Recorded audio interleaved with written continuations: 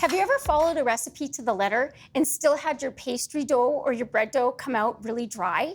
It could be as simple as how you measure your flour. I'm going to show you the difference in how you measure and the proper way to measure. Most people just scoop their flour like this and level it off like that. I'm going to show you the difference. And we're just going to weigh this now. And it comes to 241 grams.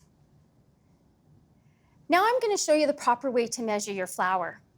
You want to take your measuring cup and actually take a spoon or another scoop and scoop it right into your measuring cup, just like this. And you're going to mound it up. And then you're going to take it and level it off, just like that. And now we're going to weigh it and compare. And it comes to 215 grams. So as you can see, that's a difference of 2 tablespoons, which makes a huge difference in the end result of your baking. If you have any questions, give us a call or go to our website.